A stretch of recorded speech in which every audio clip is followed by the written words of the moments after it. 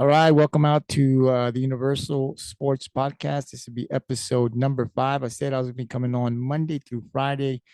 I'm still trying to work on that, but it's really important that I come those days because there's so much sports to talk about. This is a podcast that takes care of the college sports and the professional sports, MLB, NBA, professional boxing, UFC. So there's always something going on every day. And so my goal is to come on during those days. I'll need a 2-day break on the weekend from it so I can refresh and come back on Monday. But the plan is to come Monday through Friday and talk professional and college sports. Like I said, there's always something going on. When baseball ends, football starts. When football ends, basketball starts. And in between, there's UFC fights, there's boxing, there's golf, there's all kinds of stuff, soccer. So there's a lot of stuff to talk about every day.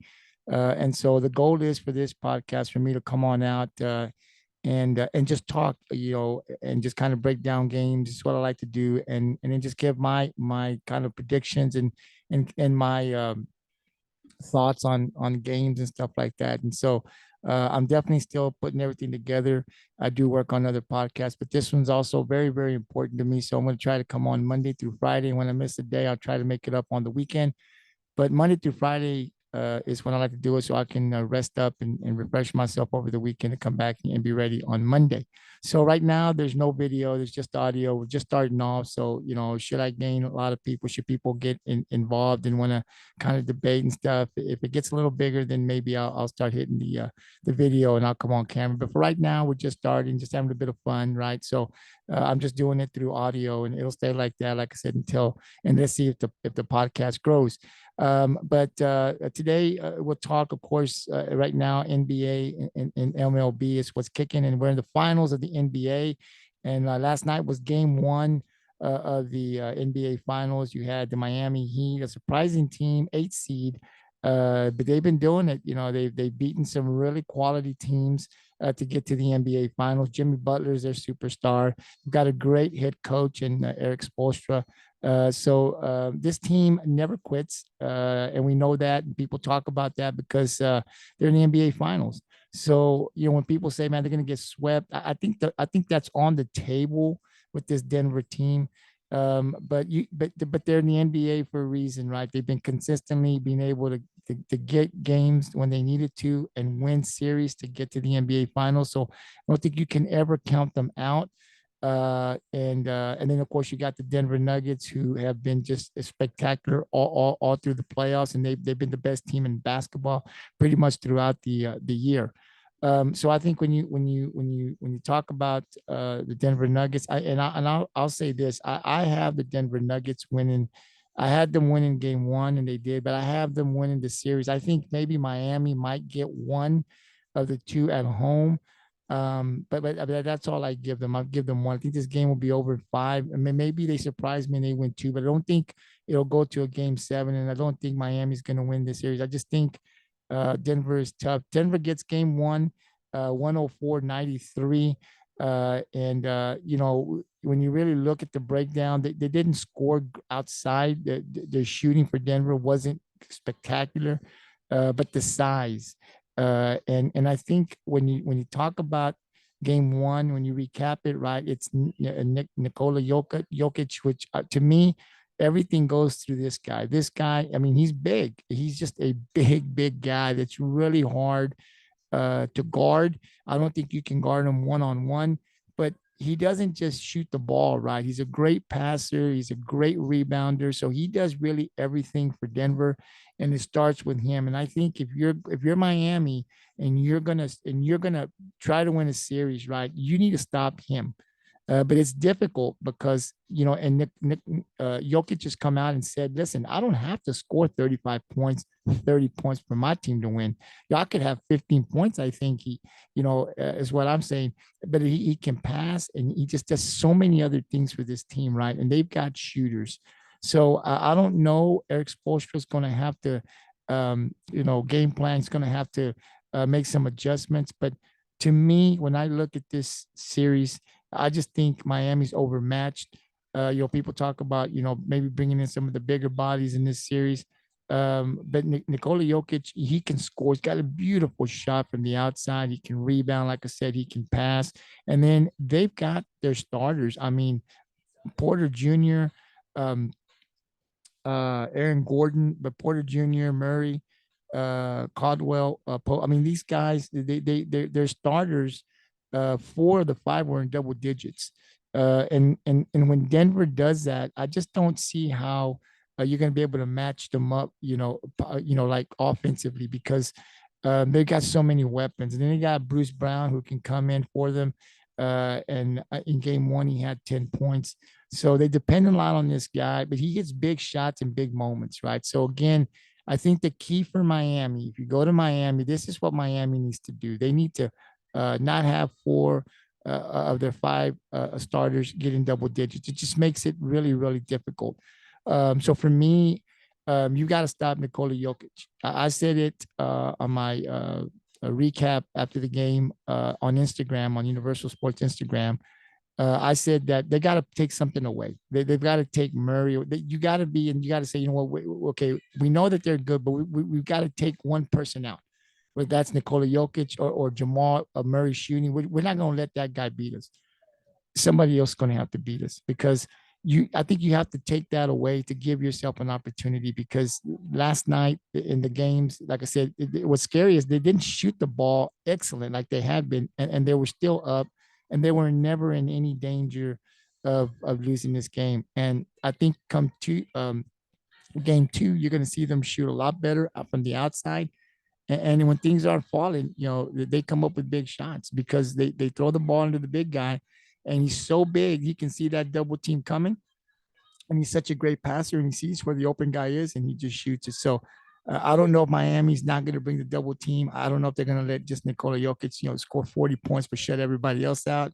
I mean, I don't know. It's going to be very interesting to see what Spoelstra does as far as making the adjustments and just how is he going to slow this Denver offense? Because I don't think he has the manpower. I don't think he has the size to completely stop Denver. But I do think that he could possibly slow them down to a point where, Jimmy Butler has been known to get 35, 40 points. So if he gets going and he has one of those 45-point nights, 40-point nights, if you can slow down this offense and he gets some help from, Gabriel Vincent, Martin, and I mean, Hightower had a great game. I mean, they could take one, right? Possibly two.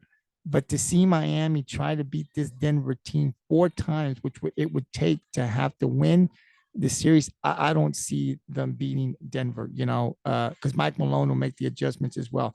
I just think overall, the Denver is the more powerful team, they're the more physical team, they're the bigger team, and they're the better outside shooters. So I just can't see Miami beating Denver four times to win this series. So I've got Denver winning it. And I don't even think it'll go to a game seven, man. I think it'll probably go, if Denver loses game two on Sunday, then the pressure's on them to have to win two. And I don't think they'll win two at home. If they win one out of two, Denver will come back for game five with a 3-1 lead. And then I don't see them losing the series. So is this a must-win game two for Miami? I think it is. Because I think if you go back to Miami down 2-0, you really dug yourself a hole. You're not going to beat this team. So this is a must-win for them. They have to win this game somehow to go back to Miami at 1-1, and then they start feeling better. But they lose Sunday and they go back to Miami 2-0, down 0-2. It's over. But like I said, I just think Denver. I don't see Miami beating them in four games, four out of the seven tries that they'll have, beating them four times, and they're already down 1-0. Denver's just a better team. The one thing I will say about Denver, though, that does concern me is they do let you get back in the game. I mean, as great as they've shot, and I've seen them play games in the playoffs where they've shot great. And another team, like for instance, the Lakers, they just came storming back. So defensively, they don't play great defense to me in terms of I've seen them going into the fourth quarter with 25-point lead, 22-point lead, and I've seen teams cut it down to 3. So so you can get back in the game. So that's if I have one concern about Denver's defense is as great as they shoot offensively and as great as they are offensively, we have seen teams in the fourth quarter storm back to come within 5, 7, 3. to give themselves a chance to win the game. So it hasn't bitten Denver in the butt yet, but I think that's got to be a concern for Coach Malone, the assistant coaches for the Nuggets, because at some point, if that happens, and you saw Miami in Game 1 bring it down to 9, that now that becomes scary for Denver because this Miami team does not quit. So if they can bring it down to 5-3, and there's about a minute and a half left, all of a sudden, I don't care how good Denver's been, Jimmy Butler and those guys, man, they could take one a game from me. So that is a concern that I've seen myself from Denver. They do let teams come back, so they got to keep their foot on the gas. You're about 25. You got to be playing like if it's a tie game. Don't relax, especially against a team like Miami. Forget the 8th seed. Forget all of that other stuff. Forget what they did that they barely got into playing tournament. That they lost. All that's just it's not it doesn't matter. They're in the NBA finals. This team knows how to win. They're coached very well. They're a dangerous team, man. They're a dangerous team, and Denver hopefully sees them that way. Don't take them for granted. Don't think, hey, man, we're bigger. We can bully them. This is a scary team. They've done what they've needed to do. Nobody expected them to be in the NBA finals, only the Miami Heat, and they got there. So they're playing with confidence. They're not worried. They think they can beat you on the road or at home. So if you're Denver, you need to keep your foot on the gas. Even if you're up by 25, you got to play it like it's a tie game. Don't relax against this team because they will come storming back. And they have a guy in Jimmy Butler who can get hot quickly. And once this guy gets rolling, he's just as dangerous as Nikola Jokic, right? Once he gets into a rhythm, man, he can shoot it from anywhere. So is Miami ever out of a game? No, but I believe if Denver continues to play and shoot the way they're capable of, I just think there'll be too much for the Miami Heat. If you look at the stats though for Denver, uh, Aaron Gordon had 16 points. These are the starters. Michael Porter Jr. 14 on 5 of 16 shooting. Gordon 7 of 10 shooting, 16 points. Nikola Jokic 8 of 12, 27 points. Jamal Murray 11 of 22, 26 points, and then Caldwell Pope scored 7. The big guy off the bench for them is Bruce Brown, scored 10 points. So again, they're just on a 8 rotation. Bruce Brown is usually the guy that comes in there and does the work for him. Green had 4 points. So again, it's the starters. You saw and you hear me here. 4 of the 5 starters in double digits. Man, it's going to be hard for you to beat Denver when you're allowing their starters to score that many points. If you are Miami, Jimmy Butler, 13 points on 6 of 14 shooting. He's got to be more aggressive. Martin, just 3 points on 1 of 7 shooting. Bam Adebayo had a great game for Miami. He was 13 of 25, 26 points. So I think if you're Miami and you're Eric Spoelstra, you love seeing that from Bam Adebayo in game 1 because you're going to need more of that from the big man. Gabriel Vincent, 19 points on 7 of 14 shooting. Struss got nothing. He was 0 for 10. He struggled. He's got to be better. But off the bench, Highsmith is 7 of 10, 18 points. He was big time. So he needs to continue to do that. They can get that kind of production from him, continuing moving forward. That'll be great for Miami. And then Kyle Lowry was 4 of 8 shooting for 11 points. So if you can get Kyle Lowry going off the bench, if Highsmith continues to play the way he's been playing, you got to get Struss going, and Butler's got to be more aggressive. That to me, that's the big thing. Butler's got to score, and I've said this on the recap podcast on my Instagram page here on the Universal Sports. I believe that Jimmy Butler needs to score 30, 35 plus. I don't even think 25, 27 is going to be enough to beat them. He's got to be the Jimmy Butler of the 45, 50, but I think 35 or more, I can see them. If he gets some help, they can beat them. But he's the key. He has to be aggressive. He has to take control. He has to be able to score. He's got to have the defense worry about him. And then that opens up other shots for the other guys. But a 13 point performance by Jimmy Butler isn't going to cut it. You're never going to beat Denver that way. So we'll see how things play out in game number 2. That'll be Sunday night. There'll be some adjustments made. Let's see if Eric Spoelstra's adjustments will have any effect and could, that lead to a Miami victory. We'll see. All that is still to be determined on Sunday. But like I said, to me, I think maybe they can get one, maybe two, but I definitely do not see this team um, winning the series. Now we'll turn it over to some MLB, and there's some great games on tonight. As far as MLB goes, the first one that I was interested in seeing, you got the Toronto Blue Jays 30-27. They're traveling to New York to play the Mets at 30-27. Both of them are 30-27. This is game one of the series. It'll be played in New York. Starting pitchers for Toronto, Chris Bassett, he's 5-4 with a 3.80 ERA. For the Mets, it's Justin Verlander. He's 2-2 on the season, a 4.80 ERA. But Justin Verlander's coming off of that injury. So hopefully, because I'm a Justin Verlander, I'm not a New York Mets fan by any means, but I am a Justin Verlander fan. I was sad to see him leave Houston. I wanted him back, but the decision was made. He left and took his talents over to New York.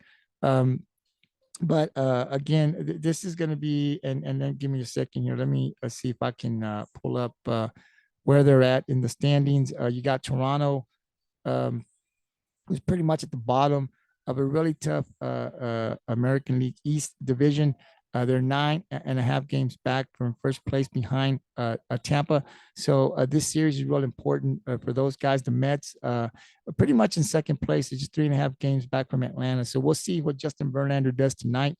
We'll see if he can get the win. I'm not going to be able to watch this game, but I am going to be watching it play-by-play as I'll come back tomorrow night and I'll talk and break down this game and just kind of give you a recap and let you know my thoughts on the game. Like I said, I hope Justin Verlander gets the win. I'm not a New York Mets fan, but I do love Justin Verlander. So hopefully he'll get the win tonight. He'll pitch well. I'm looking forward to seeing how he pitches tonight. The next game that I'll preview here and break down, you got the Tampa Bay Rays, and you just heard me say they're the best team in baseball right now. They're at 40-18. They lead their division, a tough division, but they're at first place. They're going to take on the Boston Red Sox. The Red Sox are 29-27. Boston is they're also in the division. They're in last place, so they're 10 games back. But Boston's one of those teams I think that's a little dangerous. You know, they're not their last place, but this is a team I think that's coming on here a little bit. Will they catch the race? Probably not, but if Boston is a team that gets into the postseason, could they do some damage? We'll see. I don't know. They had some worries, and I'll break more of that game down. Some of the injuries that they have tomorrow's podcast, but definitely for this game, I have Tampa winning this game. I'll go back here a little bit. I have Toronto. I actually have the Mets winning with Justin Verlander. I'm predicting the Mets to win, but Tampa and Boston, I'm taking Tampa. It's hard for me to go against Tampa, and they have some injuries to some key players, right? Some pitchers, no, but they're still pitching well. I mean, they've got some really good pitchers, and unless this team falls apart, and I'm talking about they go like on a 8-9 losing game streak, which I don't see that happening now. This team is going to probably, and there's a lot of baseball left, so it's early to say this, but I really believe from what I've seen so far, the way this team plays, I think they're going to get in postseason, obviously, but I think they're going to continue to lead and be first place in their division. Man, this team is really, really good. So we'll keep an eye on Tampa, but I'm taking the Tampa Bay Rays to beat the Boston Red Sox. This is game one of their series too, so we'll continue to follow games 2 and 3. We'll talk about them throughout the whole weekend. The next game on the MLB. On my schedule, I have the New York Yankees at 34-24. This is going to be a good series. They're traveling out to LA to play the Dodgers at 34-23. Now, this one's going to be really good. I'm definitely interested in this one. The game starts at 9:10. It's over in Cali. For New York, you have Luis Severino at a 1.59 ERA. But Clayton Kershaw going for the Dodgers at 6-4 with a 3.32 ERA. So listen, that's going to be a great series. Game one, I'm taking the Yankees to win this game. They're hitting. They've been outstanding. But this, I think, game one will set the tone to see how games 2 and 3. I think Clayton Kershaw has the edge as far as the pitching. But man, the way New York has been hitting the ball here lately, and the way Aaron Judge is hitting, I think they're going to get some runs. And we'll see if the Dodgers can also get some. I think it's going to be a good series, man. This is a great one. I saw it, I was like, whoa. I don't like neither one of these teams. I'm not a Dodger fan. I'm not a Yankees fan, but I think the matchup is going to be good. And all weekend long, I'll be definitely interested. And we'll be talking about this game tomorrow and the series until it ends. So it's going to be really good. Let me go back to the pitching for Tampa and Boston. For Tampa tonight, Tyler Glasnow with a 6.23 ERA for Tampa will be on the mound. And for Boston, it'll be Garrett Whitlock, 2-2, 5.14 ERA. So definitely, like I said, we're going to be paying attention to these teams in games 2 and 3 throughout the whole series. But I'm definitely excited about this Yankee Dodger matchup. The next game that we'll talk about regarding the MLB, you've got the Atlanta Braves at 33-23. They're taking on the Arizona Diamondbacks. Arizona Diamondbacks 33-23, surprising, right? That game will take place tonight at 8:40 p.m. You've got Charlie Morton at 5-5, a 3.59 ERA on the mound for Atlanta. Merrill Kelly 6-3, 2.83 ERA for Arizona. I'm taking Arizona in this matchup. I like Arizona. Atlanta's let's see, Atlanta leads their division at they're 3.5 games atop of the Mets. Arizona is also leading out in the West. They are tied with the Dodgers. So this is an important series for Arizona. They kind of want to stay. They're even with the Dodgers right now. The Dodgers got a tough matchup here with the Yankees. So I think if you are Arizona, you're looking at that, and are the Dodgers going to sweep New York? Probably not. So this is right here against that, but they're playing a tough team in Atlanta too. But this, if they can get some wins here, they might be able to get a 1 or 2 game point a lead over the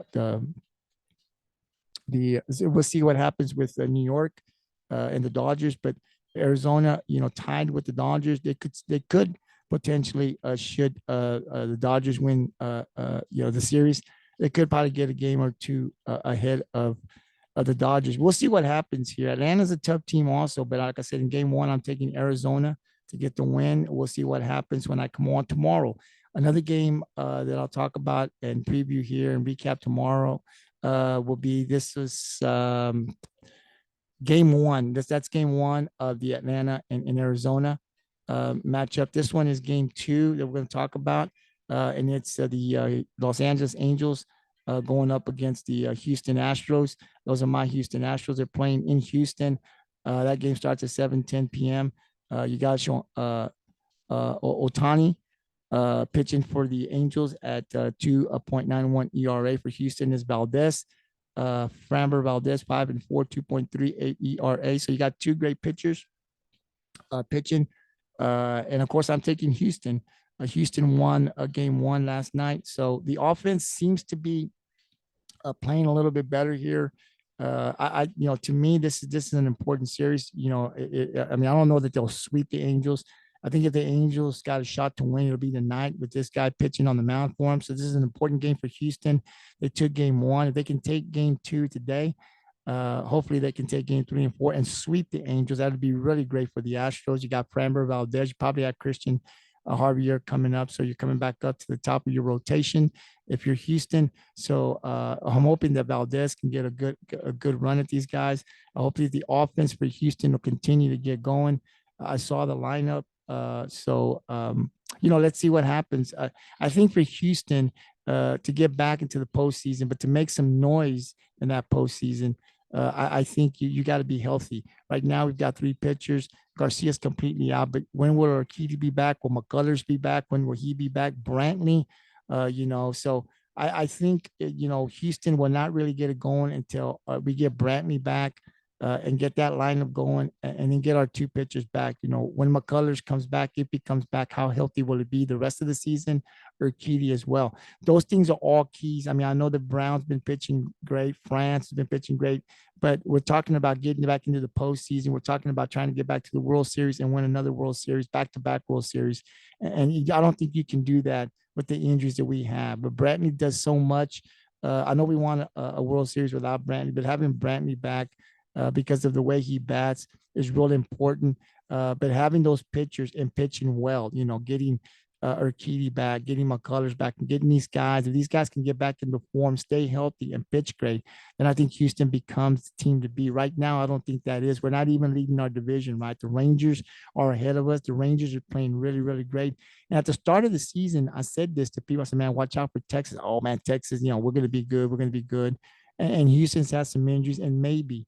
But to me, it's never been what Houston can do this year for me. I know what we've got. I know how good our bullpen can be. I know how good they were last year, and I know that they have the capability of getting back to that. I know our lineup is one of the best in MLB when we're all healthy. Our starting pitching, I mean, we lost Verlander, but we still got some studs there. But it really isn't about what Houston can do. For me, it's been the other teams in the American League that have gotten better this year versus last year, like Tampa Bay, like Toronto, like Baltimore. I think it is like Texas in our division. The Rangers are a lot better this year than they were last year, right? And they're hitting offensively, but their pitching has been great. They don't only have one pitcher; they've got a few pitchers down there. So this is a team that I don't think is going to fall completely and just lose 10 straight games, right? They're going to be in the division. So Houston, we got to play better to be able to catch them. Will the Astros catch the Rangers? Probably. There's a lot of baseball left. But my point is that Texas is better than they were last year. Tampa has been the best team so far in baseball, right? For us to get back to the World Series, we're going to have to beat Texas. We're going to have to beat Tampa. Toronto's there, right? Baltimore. So there are some teams when you look at this team. Um, the Yankees are also there. So it's not going to be an easy road for the Houston Astros to get back there. So for Astros, for as a fan, right? I'm looking at these. I'm looking at our bullpen. We need to get healthy, and then we can start talking about what we'll be. But I can't really do that when our pitching staff we're hurt, we're injured, and our offense as well. So for me, like I said, I know Houston, people tell me don't panic, and I don't panic, but but it's other teams that worry me. I know what we can do. I know once we get healthy where we can be at. We've already proven what we can do. Our lineup, our bullpen, our pitching, even though Verlander's not there, but other teams have gotten better, guys. Other teams have gotten better.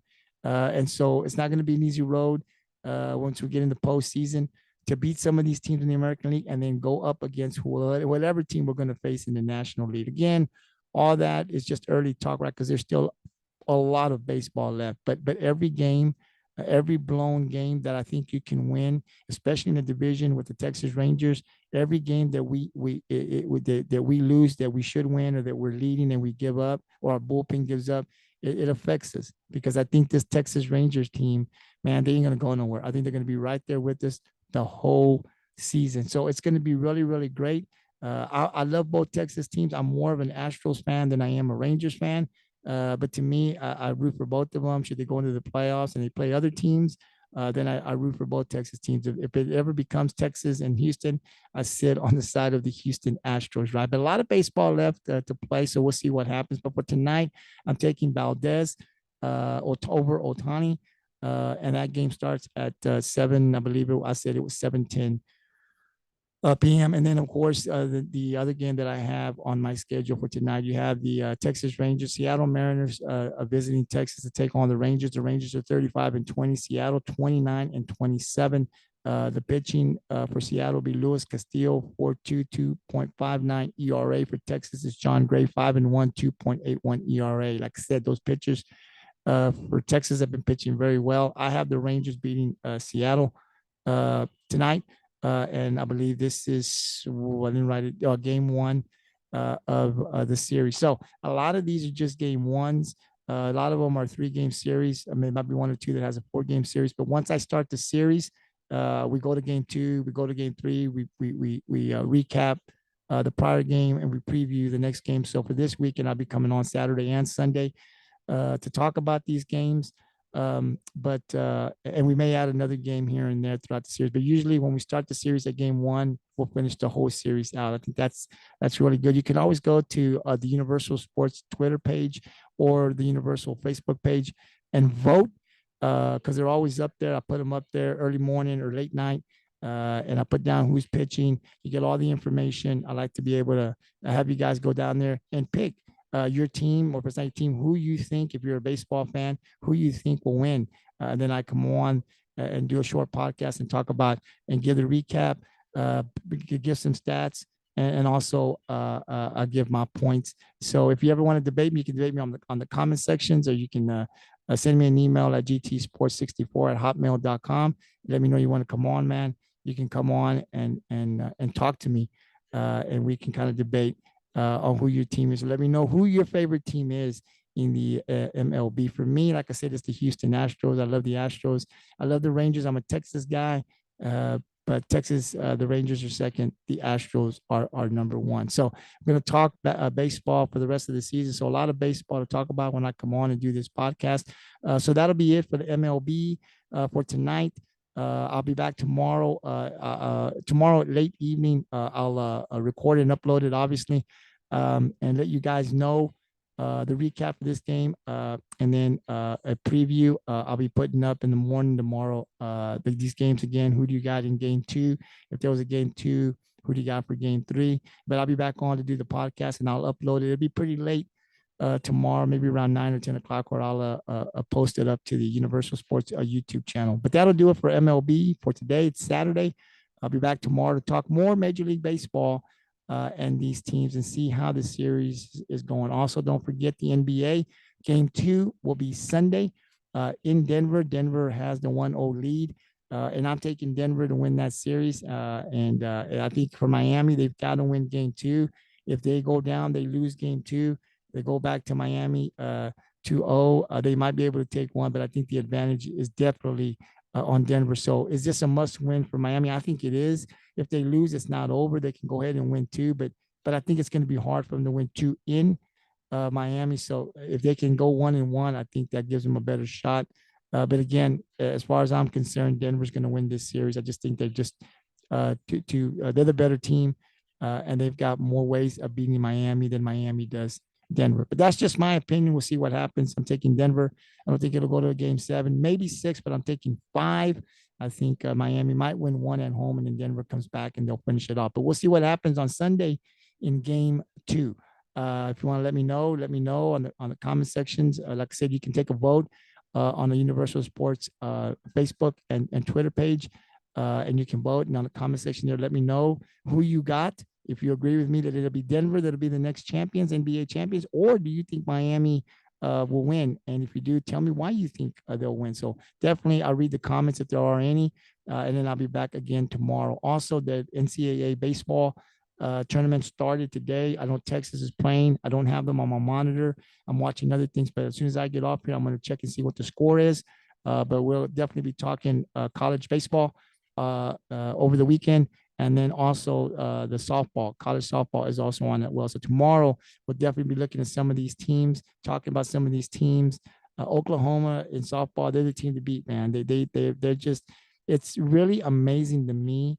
Last year they were the best team, and this year again, that team is so well coached over there, and they're just so good. Can somebody this year take out Oklahoma in softball, or will Oklahoma become the champions again like they did last year? Man, I don't know. That Oklahoma team is set, man.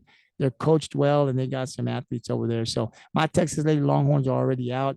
What's good about them, and what makes me feel good, is that we're a young team this year, and they didn't get back to the World Series like they did last year. But I think, seeing, hopefully none of them transfer out, right?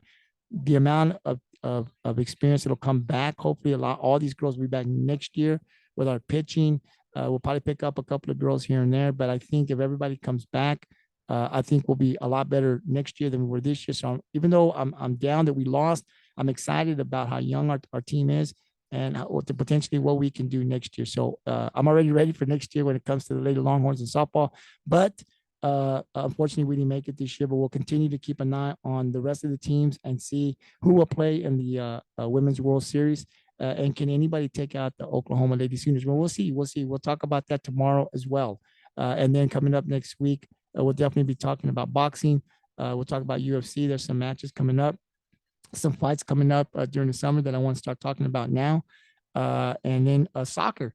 It'll be coming on here, I think, in about a month or so. So we'll definitely be talking soccer here on the Universal Sports Podcast. Like I said, this is 24/7. We talk professional and college sports. So there's never nothing that we don't talk about here. If there's something that you want to talk about that I haven't touched, you can comment me or you can send me an email at gtsports64, gtsports64 at hotmail.com. Send me an email. Let me know what you want to talk about. If there's a team, if there's something that you want to talk about that I don't know, I haven't been talking about, I'll definitely do some research on it and I'll talk about it. And then you can probably come on and talk about it with me if you want. I mean, I love having guests, man. I love talking sports 24/7. So again, this is the Universal Sports Podcast, episode number 5. Right now, this weekend I'm gonna be talking more sports, but eventually I'm gonna get down to just Monday through Friday, and then rest this podcast on the weekend to refresh myself because I do other podcasts, and then come back on Monday and do it again until Friday. But for this week, I'll definitely come back on Saturday and Sunday. A lot of stuff to talk about, man. So it's never going to be a dull moment here at the Universal Sports Podcast. Until tomorrow, have a great evening. Enjoy some of this baseball games if you're watching, and enjoy the basketball game that'll be coming up Sunday, game 2 of the NBA Finals. Until tomorrow, man, have a great night, and we'll talk to you guys again.